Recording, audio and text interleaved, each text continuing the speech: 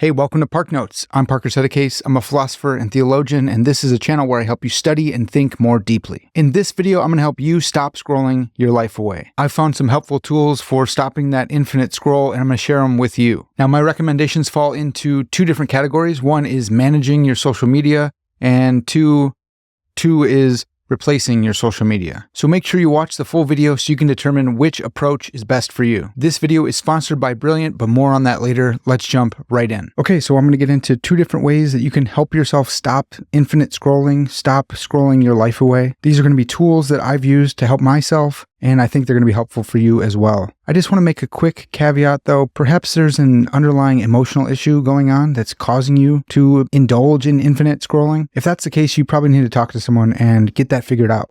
I'm not your therapist or your counselor or your psychologist, but I do have some tools that I think could help you. So in this video, we're going to consider two broad methods for ending the infinite scroll. The first one is to manage your social media usage, and the second is to replace your social media usage. So one of the biggest pieces of advice I hear when it comes to stopping your infinite scroll is a digital detox. Maybe you delete all the apps off your phone and you turn your smartphone into a dumb phone. Another way is to change all the passwords on your apps. So you're keeping the apps on your phone, but you're changing the passwords and you're writing them down in a different notebook in order to give yourself some friction between you and your social media, you and the infinite scroll. If you want to go on social media, you're going to have to go and look up your password, and by then, perhaps that friction will help you decide not to. So that's the first way to manage your social media usage. Take it off your phone, either by deleting the apps or changing the passwords and signing out of all your apps. The second way to manage your social media usage is to plan the time that you're going to spend on social media. Actually write it in your calendar. On Tuesdays and Thursdays from 4 to 6 p.m., I'm okay giving that time to social media. I actually like it. I benefit from it. I just don't want it to steal all of my time. I don't want to get sucked into an infinite scroll forever. So I'm going to plan out the times when I'm going to use it. Maybe you even set an alarm. You can do this on your phone, or you set a physical analog alarm somewhere that goes off after the allotted time that you've given to scrolling. Taking either one of these steps can go a long way in helping you reclaim your time from the infinite scroll. So that's the first option, managing your social media use. The second option is to actually replace your social media use. Now, I think the second option is more like a second step. I think if you're going to use one of these two from managing your social media use, you're going to have to replace it with something anyways. Let's say you take all the apps off your phone, or you get a dumb phone to replace your smartphone. You're used to physically grabbing something and scrolling. So you're going to have to replace that bad habit of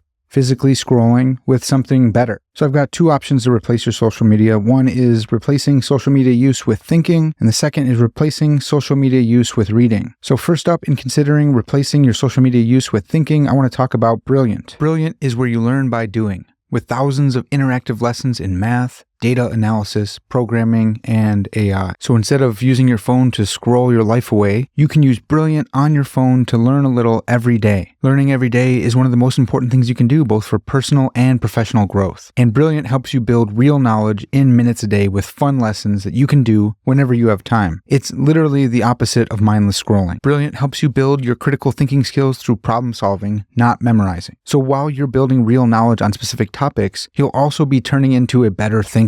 All the content on Brilliant is crafted by an award-winning team of teachers, researchers, and professionals from MIT, Caltech, Duke, Microsoft, Google, and more. Right now, I'm still loving this immersive AI workshop called How LLMs Work. That's how large language models work. This workshop is helping me get hands-on with real language models. But that's just one workshop. They also offer tons of other courses. And so right now, for my ParkNotes audience, you can try everything Brilliant has to offer for free for 30 days. Visit brilliant.org/ParkNotes or click on the link in the description. You also get 20% off an annual premium subscription if you use my link. So that's Brilliant. That's how you can use an app on your phone to replace mindless, infinite scrolling with a positive habit of developing your mind and increasing your mental skills. The next two options involve using notebooks to replace your infinite scrolling. The first kind of notebook is going to use your thoughts. Here, we're going to bring a journal with us everywhere we bring a phone, and instead of whipping out our phone to scroll our lives away, we're going to start recording our thoughts in a journal, in a notebook. This is my idea catch-all, and this is just my general catch-all. When I'm tempted to pull out my phone and scroll on Facebook or Instagram or Reddit or whatever, I pull out my ideas and I add to them. I think through some of my best thoughts. I reconsider what I believe and why I believe it. I reclaim that time that I was using to scroll scroll, and I use it to sharpen my mind and think more deeply about my beliefs. So this is my idea catch-all. I have lots of videos on pocket notebooks if you're looking for pocket notebook inspiration. Here's just my general catch-all. Everything goes in here. This is like my working memory. Ideas, to-do lists, the initial outline for this very video. So I spend my time thinking and recording my thoughts and working through my thoughts instead of spending my time mindlessly scrolling. So that's replacing social media use with your own thoughts. But you can also replace social media use with thoughts of others. And here I have my Contemplatio and one of my commonplace books. Now, Contemplatio is just Latin for like contemplation. So this is my contemplation pocket notebook. I've put some of my favorite ideas that I've collected from others in here for me to reflect on. I've talked about this in other videos as well. But for instance, I have the life cycle of information from Luciano Floridi. I have a quick history of artificial intelligence that I've collated from several different authors. I want to be an expert in the philosophy of AI, and so I want to ruminate on the history of AI. Where did it come from? Where are we now? Where's it going?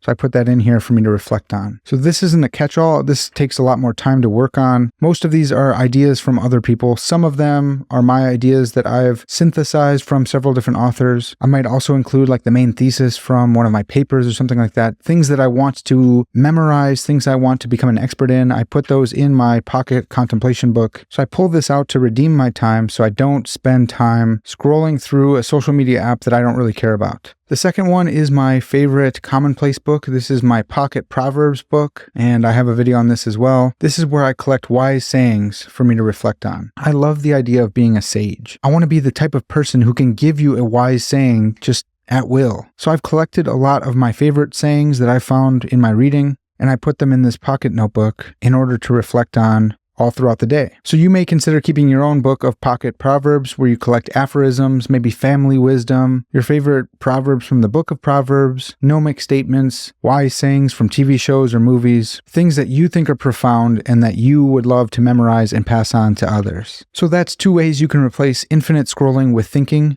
your own thoughts and thinking about the thoughts of others. You don't have to bring all of these with you all the time. Usually I'll take one of each.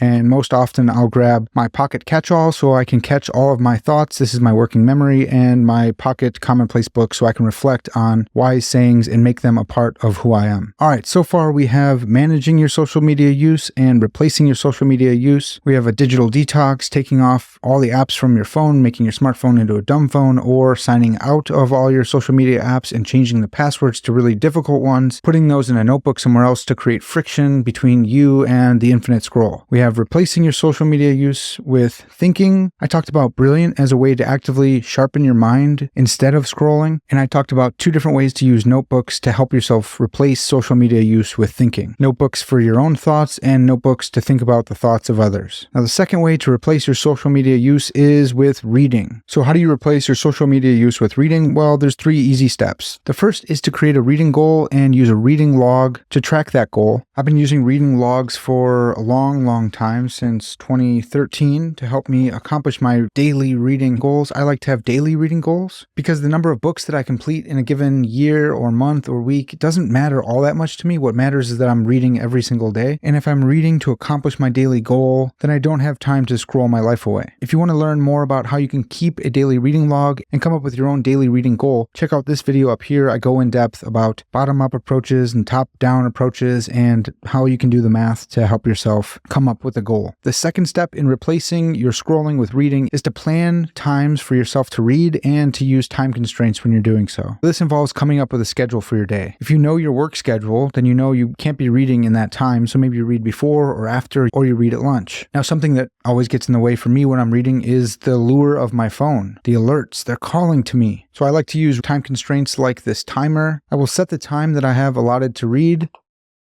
I'll push start and then I let it tick away. When I'm tempted to look back at my phone and start scrolling through my social media apps, I see the time on the timer and I'm reminded, hey, I only have so much time to read. I can't waste it on my phone. Let's keep having uninterrupted reading time. So then the third step is to bring a book with you everywhere you go. Now I have 2 categories of book. I have books that I'm studying and books that I read for fun. I'm still not sure which one's better to bring with me to stop myself from scrolling. Sometimes I'm in a philosophy class and I have homework. I have to read a certain amount of pages pages before the next class, so I bring that book with me. And if I'm waiting in line, instead of pulling out my phone, I read a couple more pages. Other times I'm just deeply engrossed in a sci-fi novel and I want to continue reading, so I bring that book with me and I read it when I'm in line. I read it when I'm getting an oil change. In any situation where I would be tempted to pull out my phone and scroll, I have a book that I'm reading instead. Okay, so that's the gist of it. I've given you 2 different ways to stop infinite scrolling. One is managing your social media use. The other is replacing your social media use. I've given different ways to do both, and I want to reiterate that you need to take a look at yourself and ask, why am I wasting my time scrolling my life away? Is there something deeper down, or is it just that these social media programmers are very good at hacking my biology? I don't think I can answer that question for you, just something for you to be considering, maybe something for you to reflect on in your own journal. Okay, so that's it. That's how you can stop that infinite scroll, take back your life, keep yourself from scrolling your life away. If you guys made it this far in the video, then you're awesome. Leave me a thinking emoji in the comments so I know who the real ones are. And I want to hear from you guys, which tip do you think is best? Do you need to just totally cut social media out of your life, or are you able to manage it better? Do you need to replace it? Are you willing to bring a book with you everywhere you go, or at least a notebook? Let me know below. And if you guys have other tips that I missed, please include those in the comments. I need to hear them as well. If you guys like this video, then go ahead and leave me a like and make sure you subscribe so you don't miss out on any future tips and tricks, study habits, and philosophical meanderings. All right, that's gonna have to do it. I'll catch you guys next time.